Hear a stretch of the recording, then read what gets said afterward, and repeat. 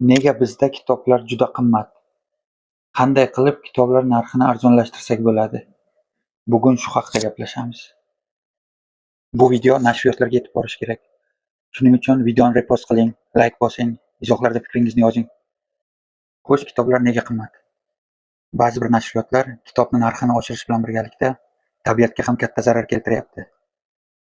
Ya'ni bilamizki, qog'oz daraxtdan olinadi va qog'ozni isrof qilish ilmga va tabiatga xiyonat deb hisoblasak bo'ladi. Mana bu rasmni qarang. Bu yaqindagina chop etilgan Usomoh al-Muslimning kitobi. Bu kitobga e'tibor beradigan bo'lsak, matnning 4 tarafiga ham anchagina joy qoldirilgan va shrift ham juda katta shriftda yozilgan va satrlar orasiga ham anchagina joy qolib ketgan. Natijada kitob 300 betdan oshib ketgan. Va qarabsizki, kitobning narxi ham uning sahifalari oshgan sayin oshib boradi. Bu kitobni 200 betga chop qilish mumkin edi. Natijada kitobning narxi ham arzonroq bo'lardi.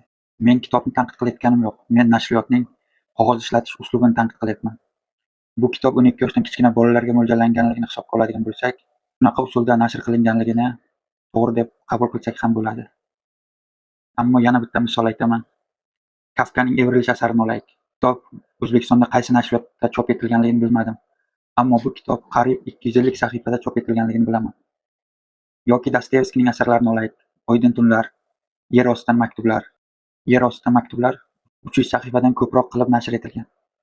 Ya'ni o'zi kichik bo'lgan kitoblarni narxini oshirish uchun shriftlarni kattalashtirib, satrlar orasiga joy qoldirib, nashriyotlar qalinroq kitob qilib chiqaryapti. Natijada qimmatroqqa sotyapti. Bu qo'limdagi ikkita kitob Words Wars nashriyot tomonidan chiqarilgan. Bu Dostoyevskiyning Notes from Underground, ya'ni yer ostidan maktublar va boshqa hikoyalar to'plangan. Bu yerda ko'rishingiz mumkin. Dostoyevskiyning 19 ta hikoyasi bor. Bu yerda yer ostidan maktublar, oydin tunlar kabi kattaroq hikoyalar, yana 17 ta katta va kichik hikoyalar chop etilgan.